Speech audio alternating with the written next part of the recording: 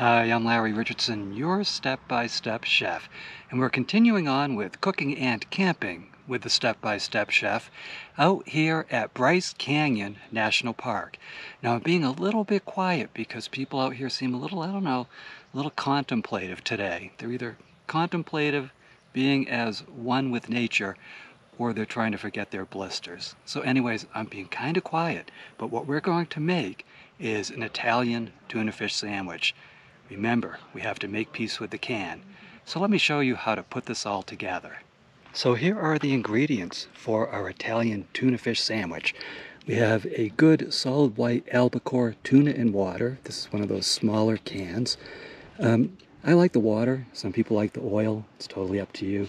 I usually just try to buy the best tuna I can at the time. We're going to use a 1/4 cup of this celery stick. We're going to mince it. 1 or 2 tablespoons of mayonnaise, 2 pieces of bread, 1/4 teaspoon of Italian seasonings. You can even add 1/8 if you want a little bit less in it. And then we'll add a little bit of salt and 1/8 of a teaspoon of garlic powder. So that's it. Let me show you how to put all this together. So the first thing we want to do is just mince our celery stalk. So I'm just cutting strips in it like this. I want really small pieces in it. And you can add onion too if you want. I did not want onion in this dish, but sometimes I do add it. Part of the reason I don't want onion in it is I ran out of onion. And I'm in a pretty remote area for shopping. Some of the grocery stores in outlying areas, country stores, they might not have fresh veggies. So you really have to hunt around, and the better idea too is to bring them with you if you think you're going to be in a very remote area. Okay, so let's see. Yep, that's our 1/4 cup of celery. Nothing goes to waste. Now, with the tuna, remember your can opener, remember your can opener, remember your can opener. It's one of those things that over and over I forget to bring the can opener when I come walking over to these picnic tables. And they're not always close to the parking lot, so I have to do some walking to just get a can opener. Remember your can opener. Now, if there's a trash can nearby, drain this into the trash can. Otherwise, try to drain it in an area where people will not walk through it. Nobody wants tuna feet. So I'll be right back. Okay, so now I have the celery in our plate. Just going to add the tuna into it.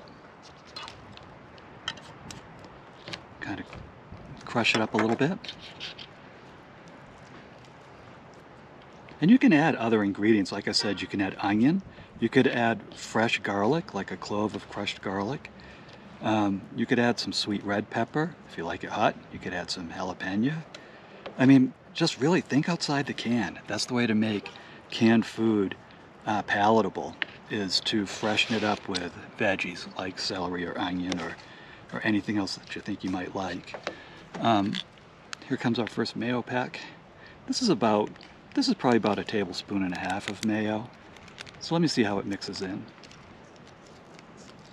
And if I'm in the mood, I will add that other mayo pack. Yeah, I think I'm going to need it because this albacore is pretty dry. It's not like those oily tunas. So here we go. Add this other one. Plus, you know, I'm kind of in the mood.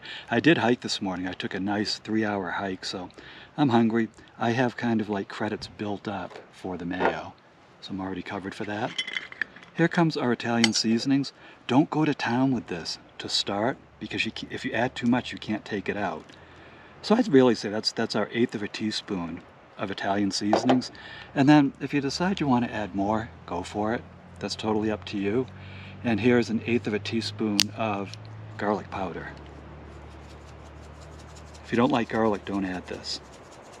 I'm not the cooktator. I will never tell you you have to do anything unless it's safety related.